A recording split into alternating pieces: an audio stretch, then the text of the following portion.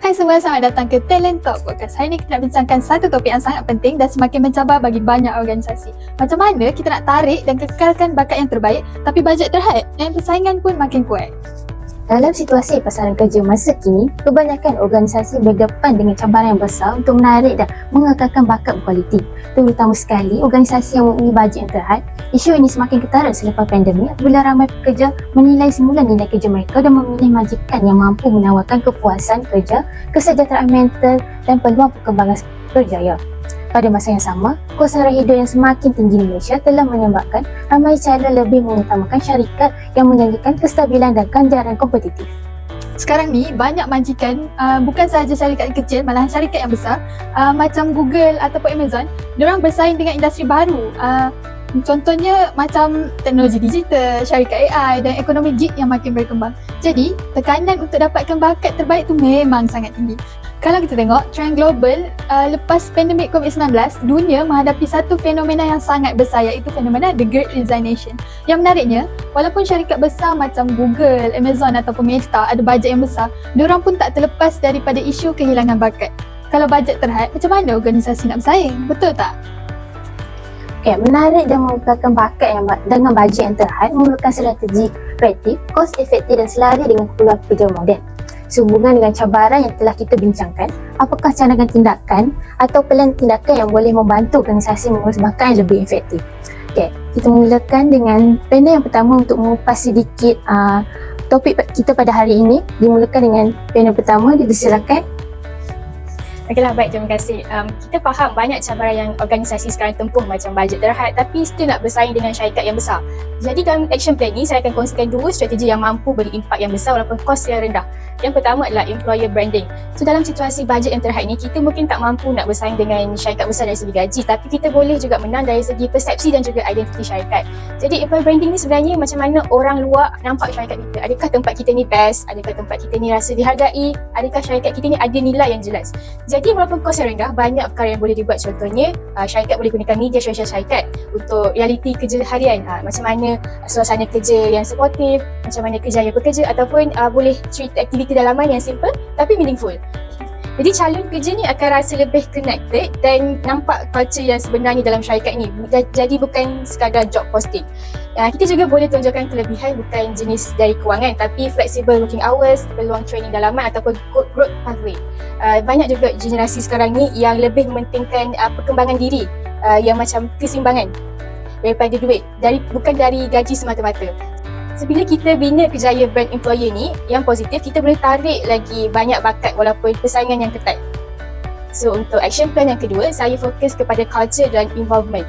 Kalau kita nak berjaya tarik bakat tapi tak dapat kekalkan, still syarikat itu akan tetap rugi dengan bajet yang terhad. Jadi budaya kerja adalah senjata yang paling kuat untuk retain talent dalam membangunkan culture yang lebih baik, tapi tak semestinya perlukan kos yang tinggi. Tapi yang penting adalah hubungan komunikasi dan juga rasa dihargai.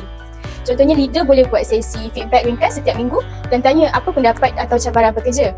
Tapi bila pekerja rasa suara mereka didengari, automatically pekerja ni akan rasa dihargai dan engagement mereka akan meningkat.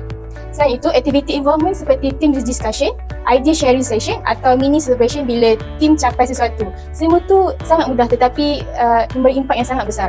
Ia juga bagi pekerja rasa mereka ni jadi sebahagian daripada perjalanan syarikat, bukan sekadar datang kerja, balik kerja.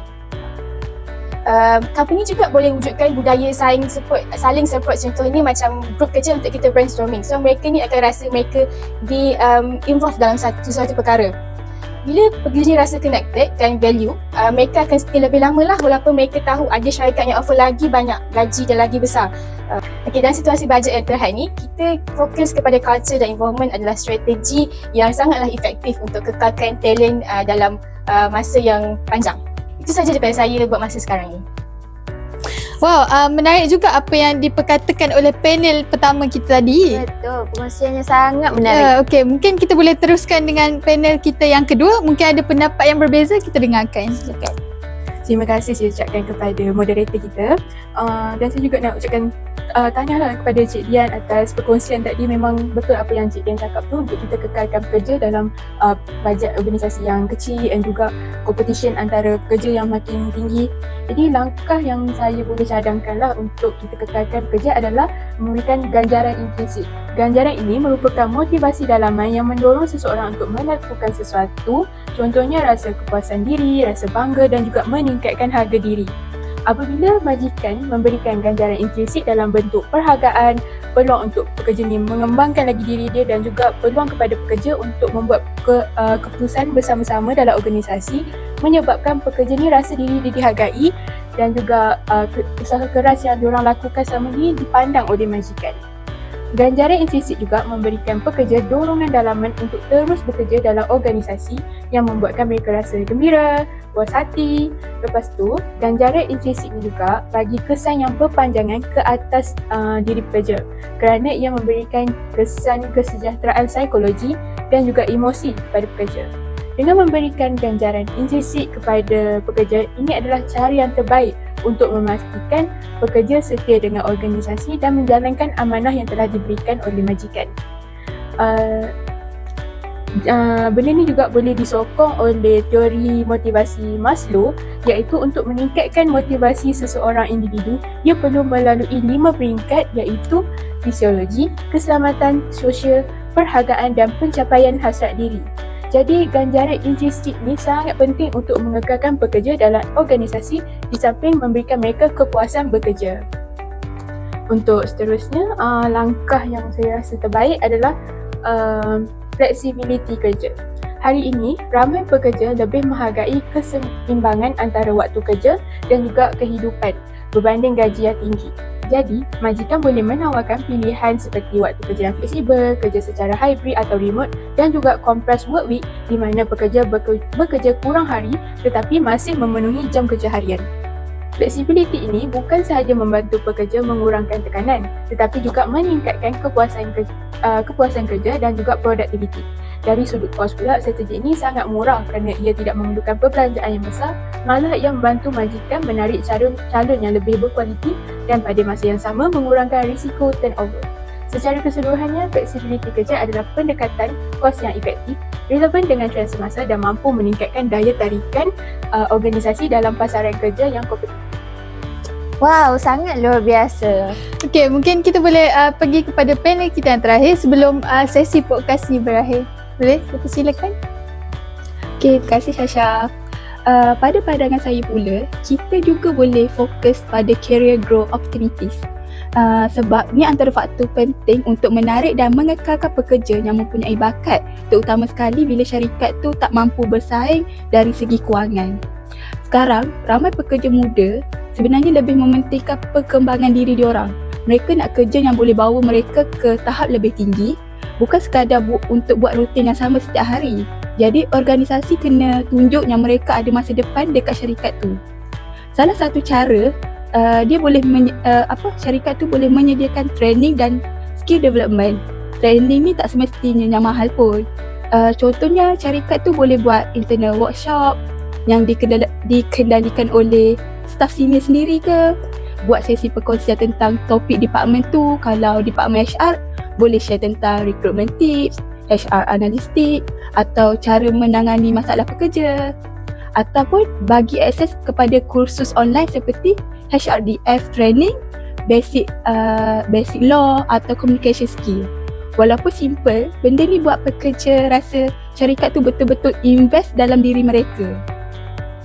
Seterusnya, organisasi ni dia kena ada laluan kejayaan yang jelas.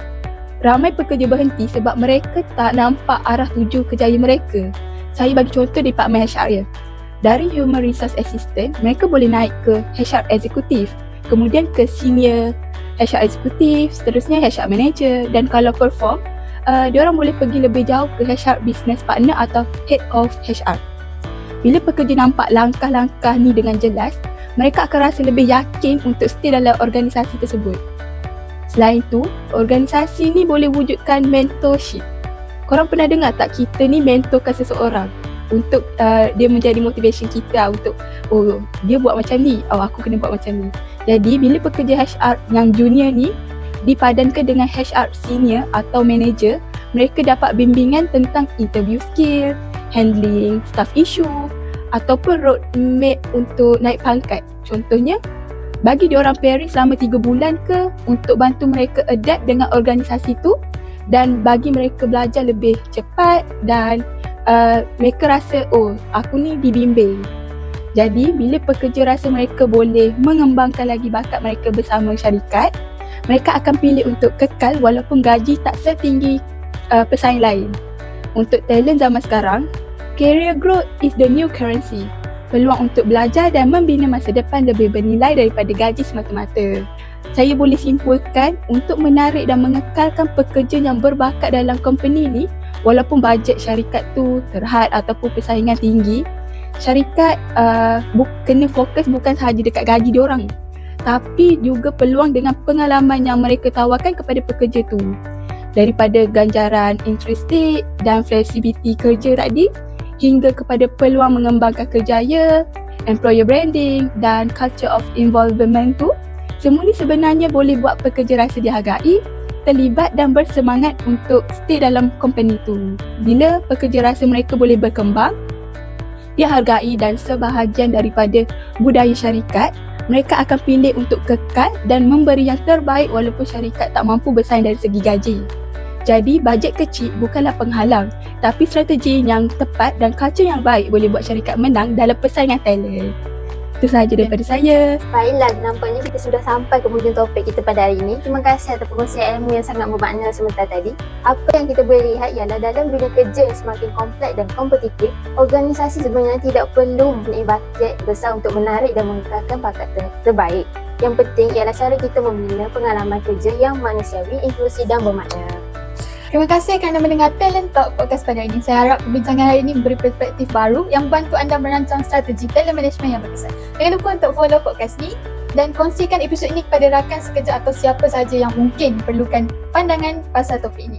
Sampai kita bertemu lagi dalam episod podcast yang seterusnya. Terima kasih. Bye.